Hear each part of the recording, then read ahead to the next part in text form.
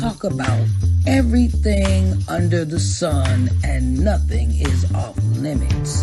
Welcome to Let's Talk Sunday.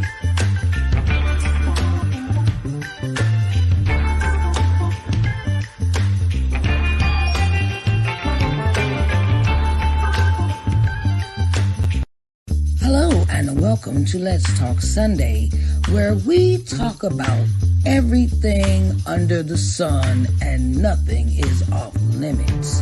Welcome to Let's Talk Sunday.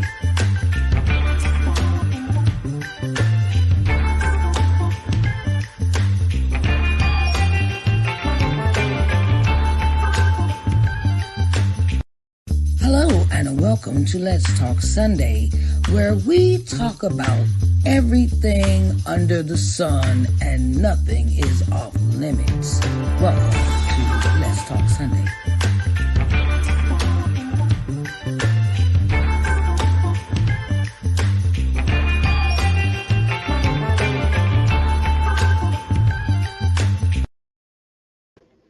Hello everyone. Hello everyone. Hi, Sharice Johnson Moore here, your hope builder, lifting you out of your sorrow by guiding you to see the Christ within through scripture and practical applications.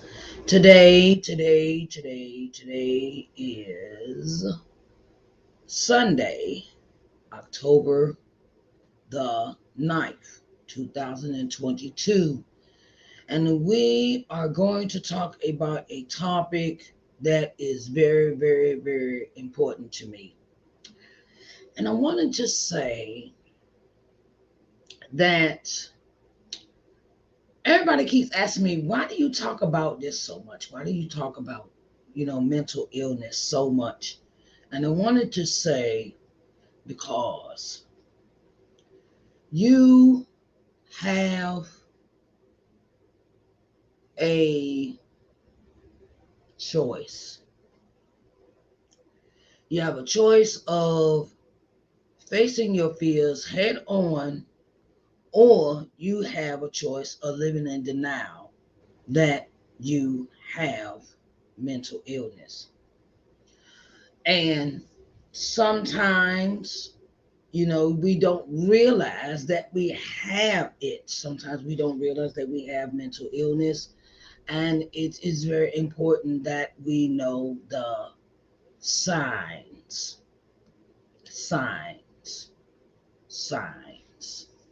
Somebody said, how can you tell someone has mental illness? Their mannerisms, their habits that they change in habits. The change in habits of the things that they do, the change in habits of the things that they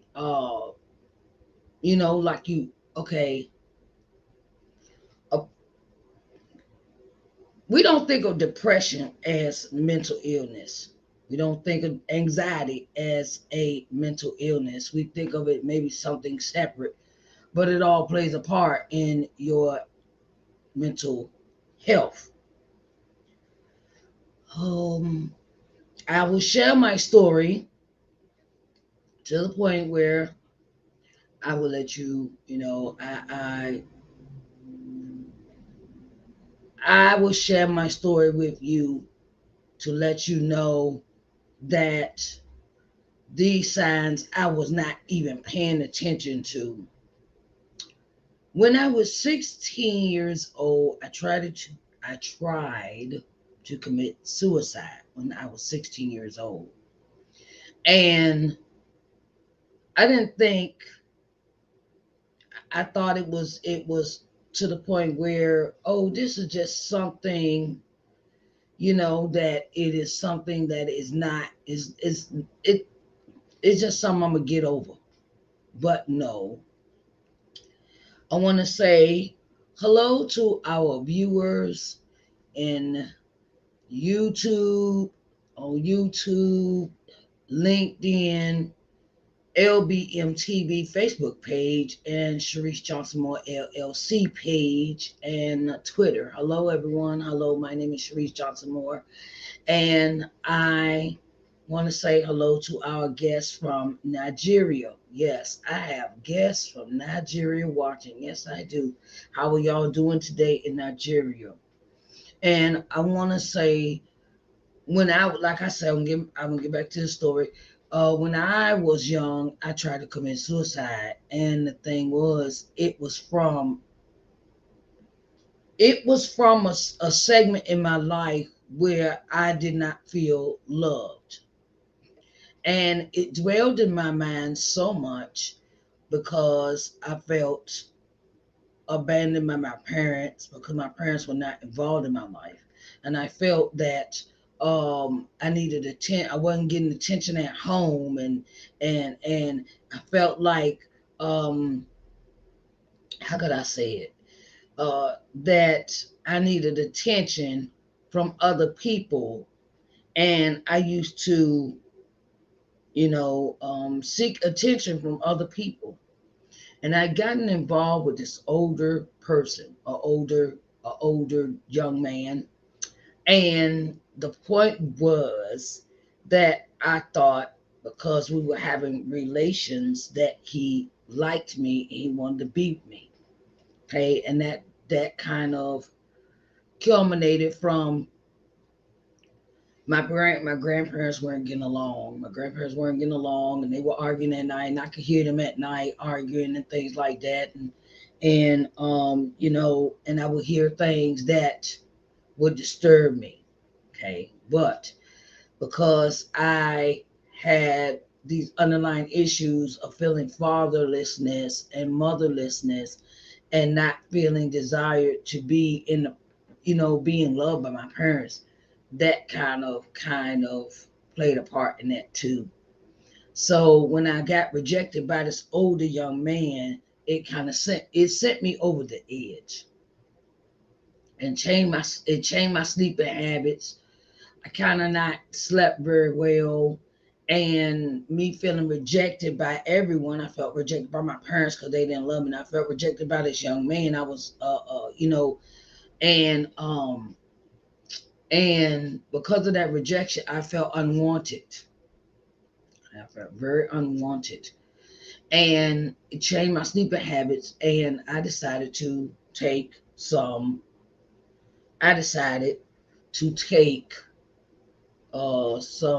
baby aspirin. I decided to take some baby aspirin, and I decided that it was not worth me living anymore.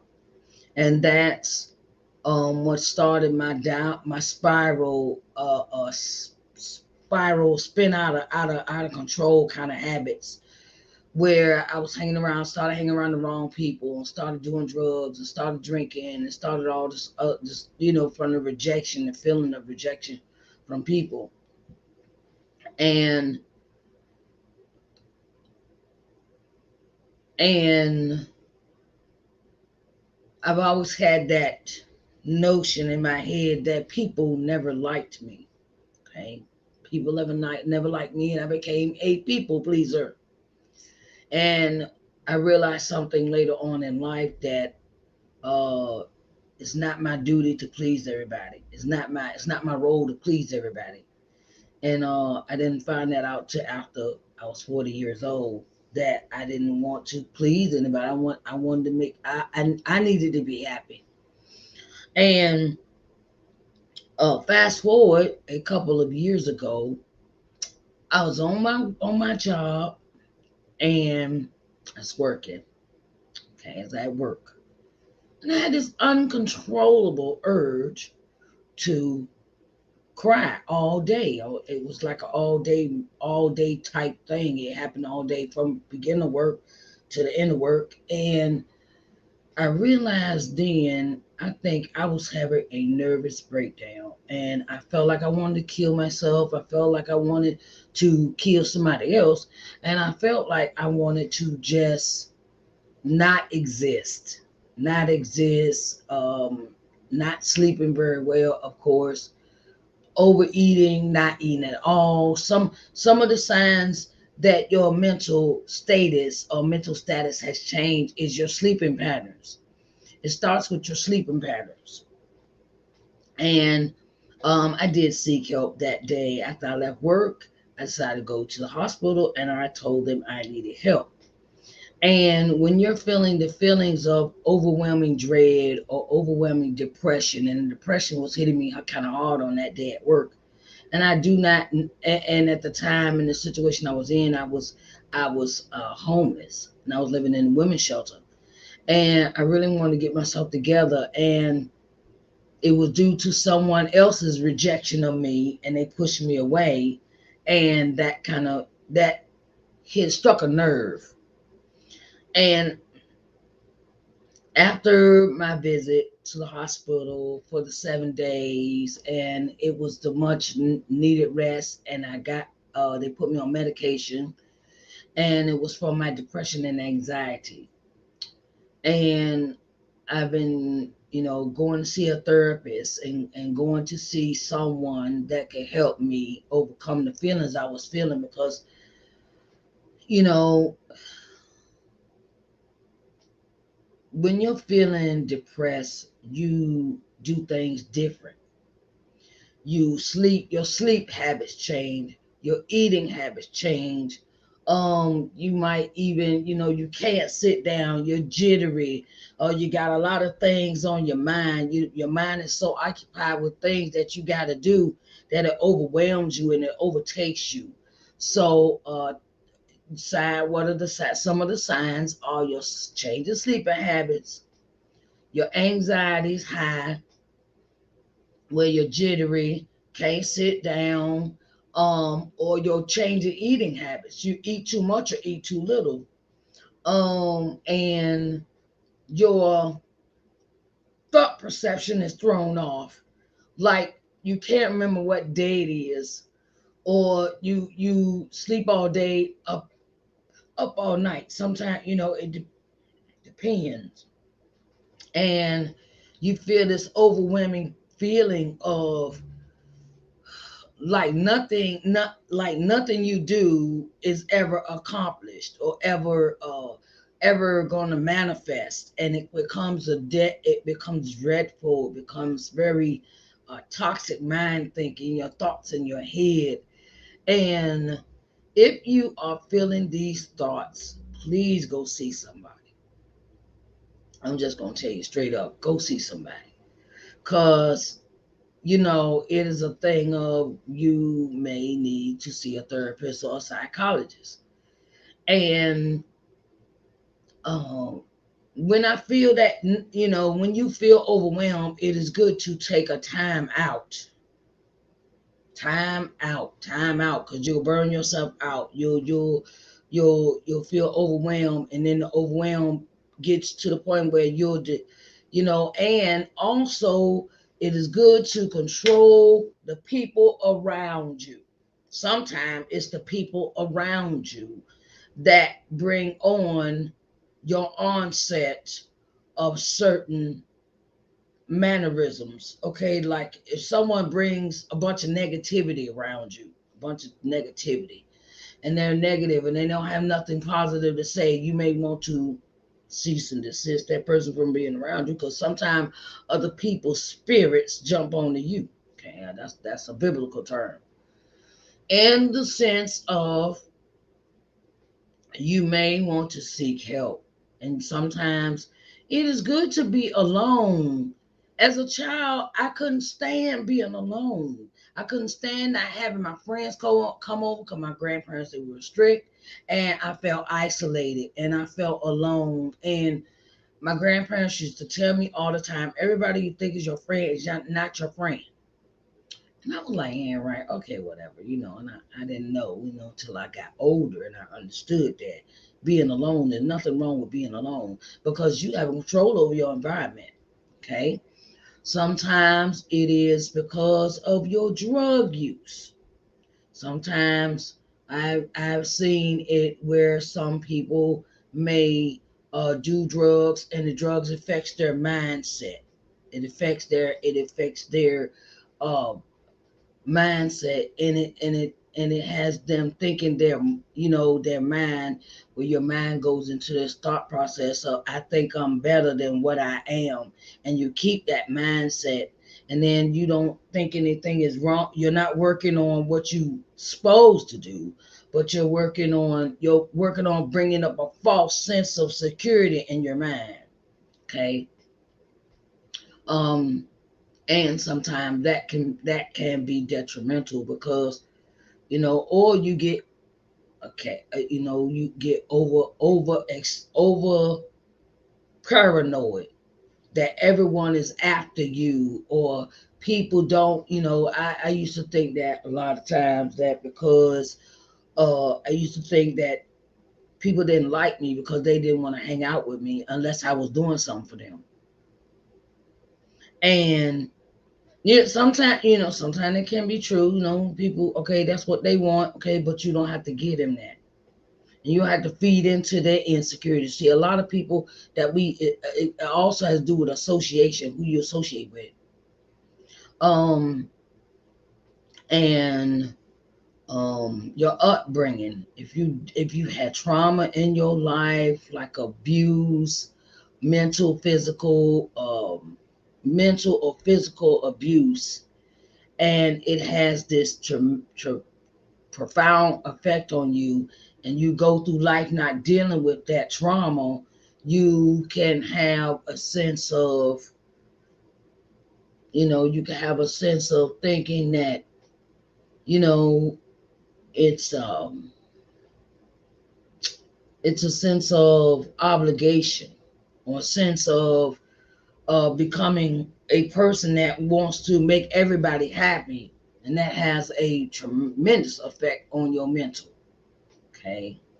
People reject you, that has a sense of profound effect on you when you're feeling like no one wants you around, or rejection.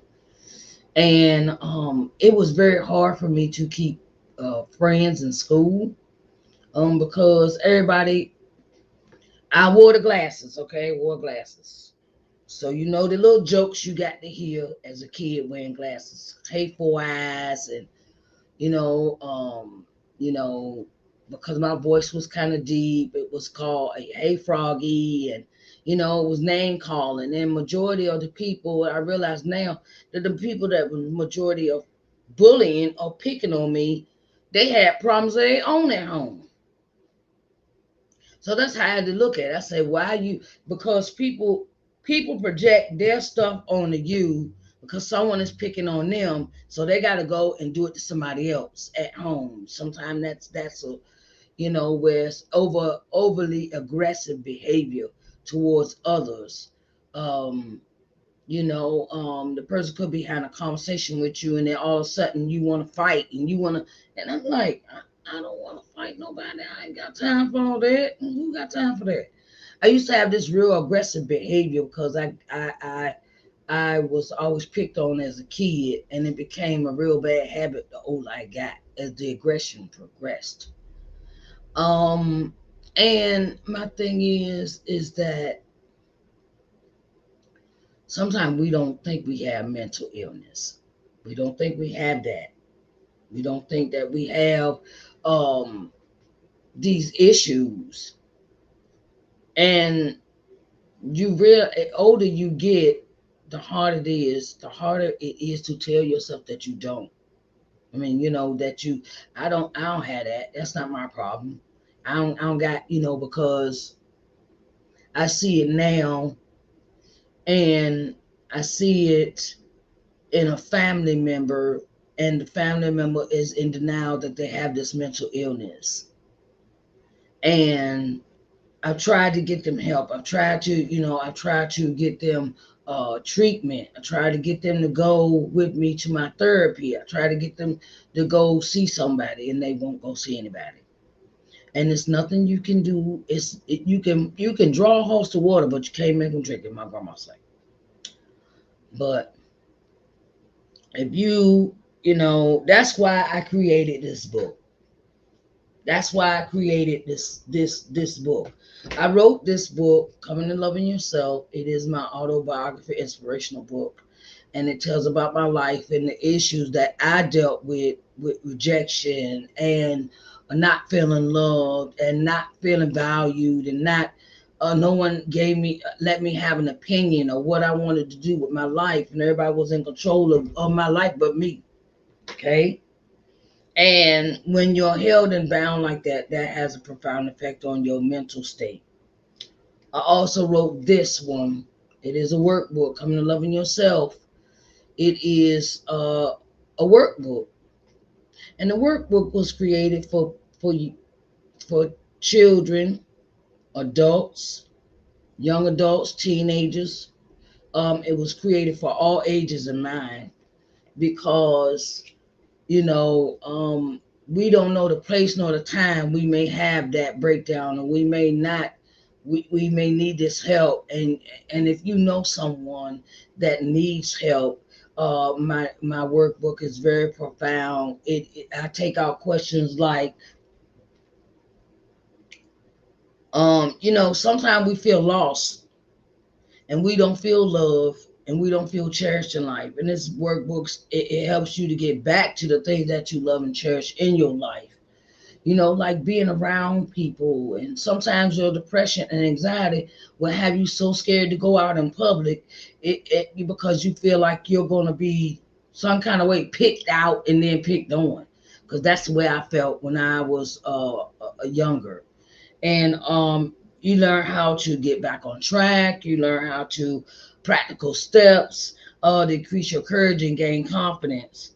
And then we got a lot of you know negative thoughts in our head. We got to get that looked at. Don't deny yourself going to a therapist. Don't deny yourself help going to go and get the treatment or the medicine that you need, because it can help you. And in it I if I hadn't went to the doctor that day, went to the hospital and told him how I felt, I think my life would be totally different now, and I wouldn't be doing what I do now. I wouldn't be doing what I do. I take medication.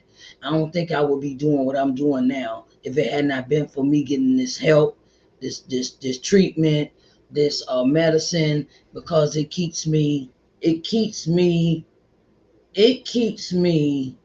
in a frame of mind that I can deal with day to day circumstances, day to day activities.